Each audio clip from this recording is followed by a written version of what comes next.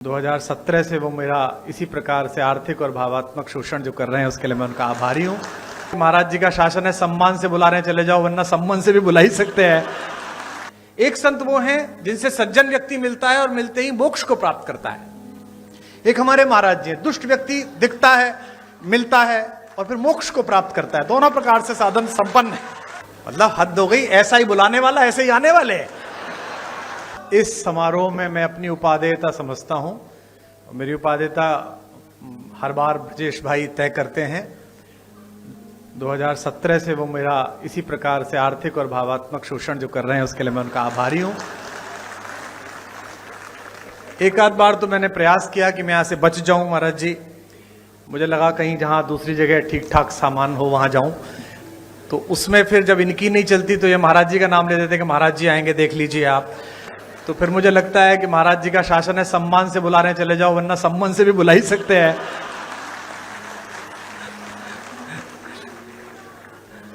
हमारे मुख्यमंत्री जी पे इतनी चर्चा होती है, मैं पूरे भारत में जाता हूं, इतनी चर्चा होती है। लोग कहते हैं कि वे तो संत हैं, वे तो पीठाधीश्वर हैं और शासन, और हमारे यहाँ जो घटनाएं होती रहती हैं, अपराध मुक्त जो प्रदेश हुआ। तो मैंने लोगों से कहा कि देखो, संतों का काम ही होता है। दो प्रकार के संत हैं। एक संत वो हैं जिनसे सज्जन व्यक्ति मिलता है और मिलते ही मोक्ष को प्राप्त करता है। एक हमारे महाराज जी, दुष्ट व्यक्ति दिखता है, मिलता है और फिर मोक्ष को प्राप्त करता है। दोनों प्रकार से साधन संपन्न है।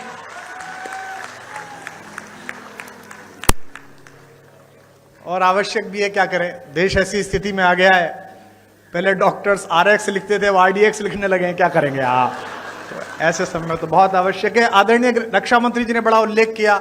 मेरा सौभाग्य रहा कि अटल जी की कृपा, उनका स्नेह मुझ पर भी रहा, और वो लगातार अपने घर पर एक गोष्ठी करते थे जिसमें रक्षा मंत्री जी की उपस्थिति होती थी, आदरणीय दिनेश भैया की उपस्थिति होती थी।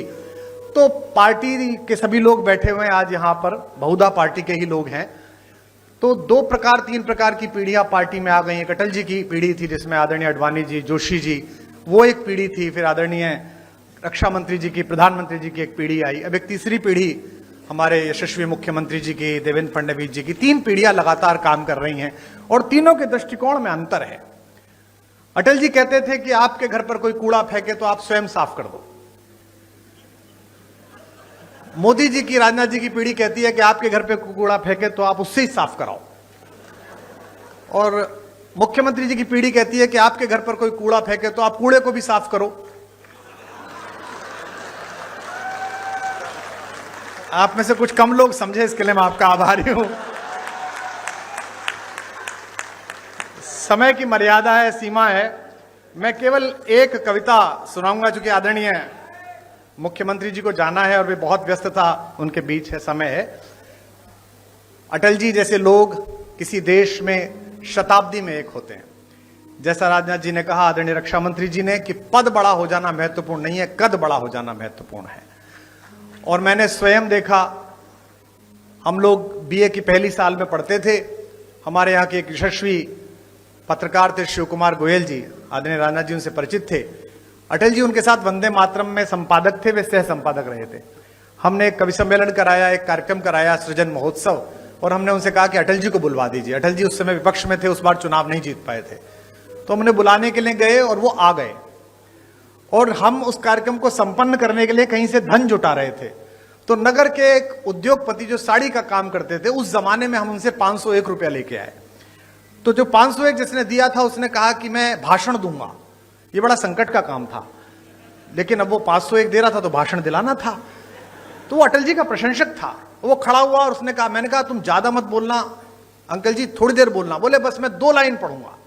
और उसने खड़े होकर कहा कि आज अटल जी आए हैं, बस मैं ये 2 पंक्ति पढ़ना चाहता हूं कि शहीदों की चिताओं पर लगेंगे हर बरस मेले।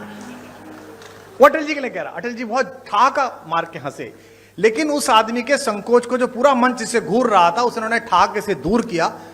और जब भी मैं उनसे मिलने के लिए जाता था, दर्शन के लिए मिलने जाता था, प्रणाम करते थे, उन्हें बाप जी कहते थे, तो वो अक्सर पूछते थे, अरे भाई उनके क्या हाल है जिन्होंने मुझे जीवित शहीद बनाया था, वे कैसे हैं। तो वह बड़ा कद होना कि आप किसी बात का बुरा ना मानो, आप सदाशयता से लो।